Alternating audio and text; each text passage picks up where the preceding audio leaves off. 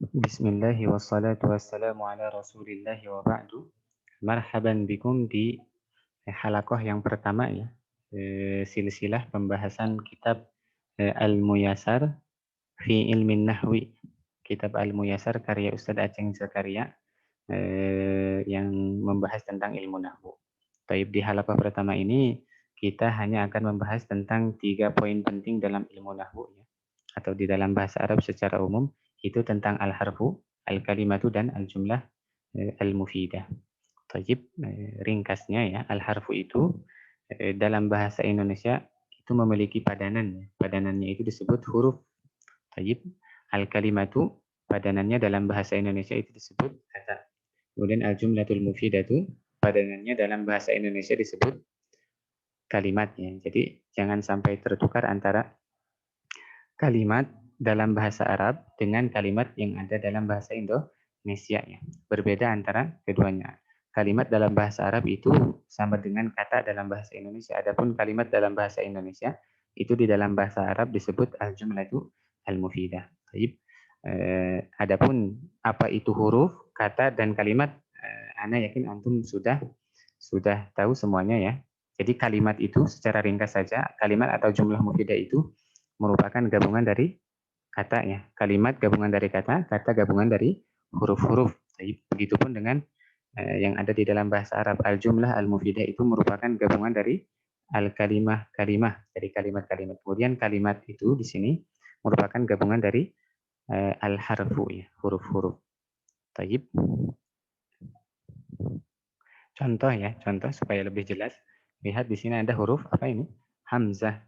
Kemudian jika ditambah nun, ditambah alif menjadi ana. Taib.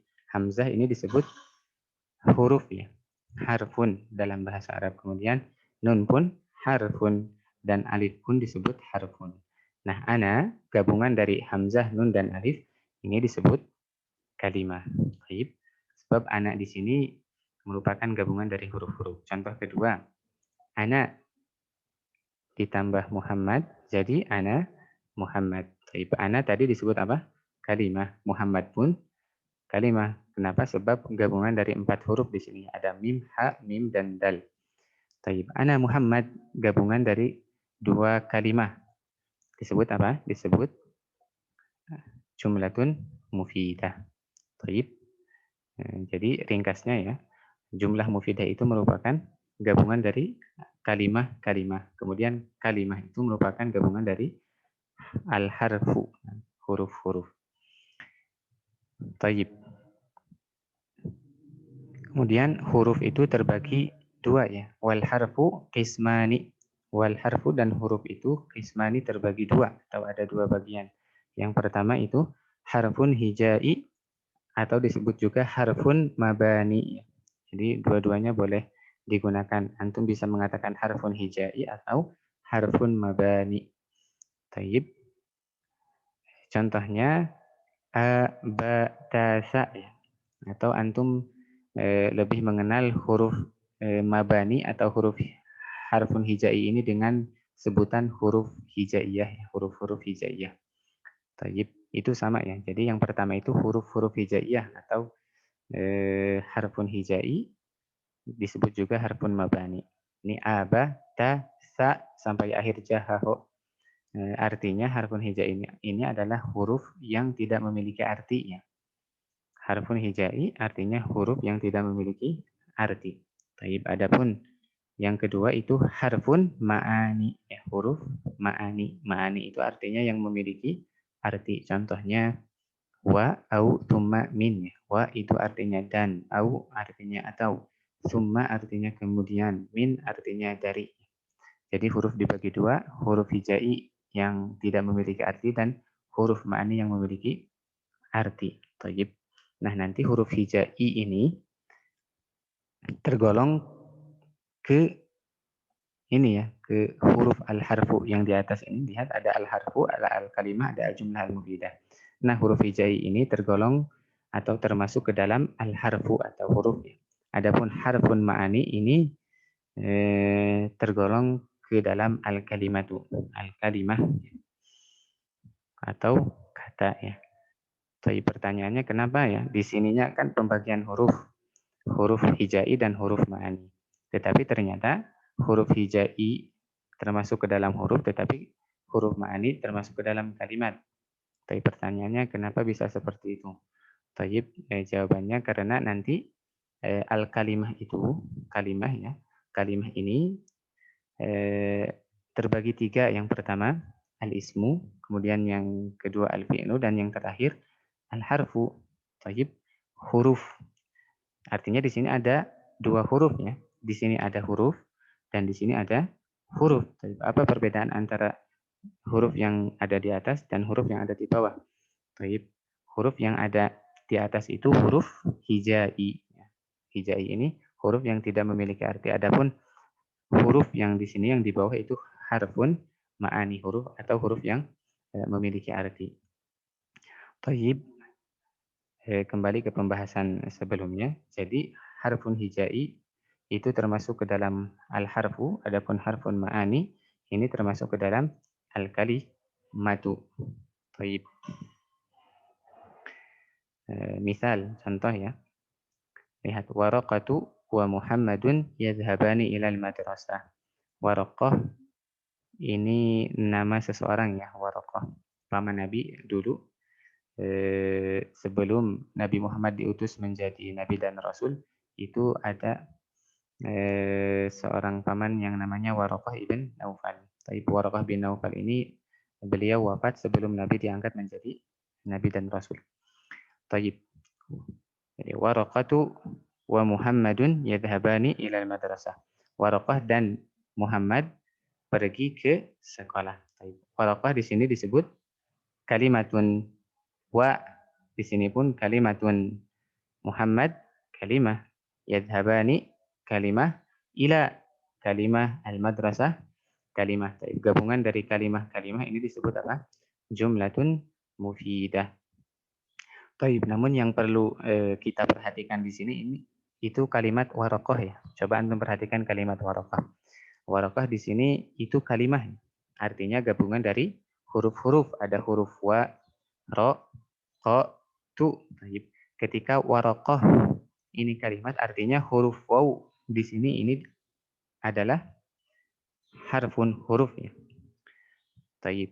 Sekarang coba antum bandingkan wa di sini. Nah, wa di sini dengan wa setelah kata waraqah. Taib. Kenapa yang pertama disebut harfun? Wa dalam kata waraqah itu disebut harfun, kemudian waw setelah kata waraqah itu disebut kalimah. Taib. Padahal sama-sama huruf waw, sama-sama harokatnya fathah. Taib. Karena waw yang di sini ya, yang terletak setelah kata waraqah itu huruf yang memiliki arti. Harfun ma'ani. Wa di sini artinya dan. Taib. Wa di sini artinya dan. Artinya huruf yang memiliki arti. Tadi huruf yang memiliki arti itu termasuk ke dalam kalimat. Taib. Adapun wa di sini, wa yang merupakan bagian dari kata waraqah itu tidak memiliki arti. Sebab wa di sini bagian dari sebuah nama. Huruf wa dalam kata waraqah ini tidak ada artinya sama sekali kecuali ada huruf ro, ko, dan tu ya. Sebab tadi ini merupakan wa yang dalam kata waraqah ini merupakan bagian dari sebuah nama. Artinya ini harfun mabani, huruf yang tidak memiliki arti. Nah, dan tadi pun disebutkan huruf mabani itu termasuk ke dalam al-harfu. Taib, mudah-mudahan bisa dipahami ya. Tadribat, latihannya. Taib. Ketika ada huruf mim, huruf ya, huruf ba, shin, dan kaf itu ketika terpisah, apakah ini termasuk ke dalam al-harfu, al-kalimah, atau jumlah mufidah? Jawabannya adalah tentu al-harfu. Kemudian Muhammadun. Taib, ini termasuk ke dalam al-kalimah. Kemudian summa wa au. Ketika dipisah ya. Ini termasuk ke dalam al-kalimah. Nah, sebab summa ini huruf yang memiliki arti. Wa juga huruf yang memiliki arti. Au juga huruf yang memiliki arti. Dan huruf yang memiliki arti itu termasuk ke dalam kalimah. Muhammadun dhahaba ilal madrasati mubakiran. Ini jelas termasuk jumlah mufidah. Sebab gabungan dari kata-kata atau gabungan dari kalimat-kalimat. Taib. Muhammadun jamilun. Ada dua kata di sini. Ini termasuk ke dalam jumlah mufidah pula. Artinya jumlah mufidah itu minimalnya ada dua kata ya, atau ada dua kalimat. Taib. Nah sekarang kita coba balikan ya. Al-harfu, al-kalimah, al-jumlah al-mufidah. Kita coba bandingkan dengan istilah dalam bahasa Indonesia. Ada kata, ada kalimat, ada huruf. Taib. Baik, mim, ya, ba, shin, kaf. Ini termasuk ke dalam huruf. Taib. Muhammadun, ini termasuk ke dalam kata. Summa wa au. Ini termasuk ke dalam kata pula. Muhammadun dhahaba ilal madrasati mubakkiran. Ini termasuk ke dalam kalimat. Muhammadun jamilun. Ini pun termasuk ke dalam kalimat. Taib. Jadi kesimpulannya ya. Al-harfu tadi, huruf itu merupakan bagian terkecil ya dari bahasa. Ketika huruf-huruf itu berkumpul, itu akan membentuk sebuah al-kalimah. Kemudian ketika kalimah-kalimah itu berkumpul, akan membentuk sebuah al-jumlah al-mufidah. Kemudian al-kalimah tadi dibagi ke dalam 3 bagian. Yang pertama, al-ismu, isim, al-fi'lu, fi'il, dan al-harfu. Perbedaan antara huruf al-harfu yang ada di atas dan al-harfu yang ada di bawah itu, al-harfu yang ada di atas merupakan huruf hijai atau huruf yang tidak memiliki arti. Adapun huruf yang di sini yang ada di bawah itu merupakan harfun ma'ani atau huruf yang memiliki arti. Baik. Alhamdulillahirabbil alamin. Untuk halaqah pertama ini dicukupkan sampai di sini. Syukran ala husni ihtimamikum wa istima'ikum. Barakallahu fikum. Wassalamualaikum.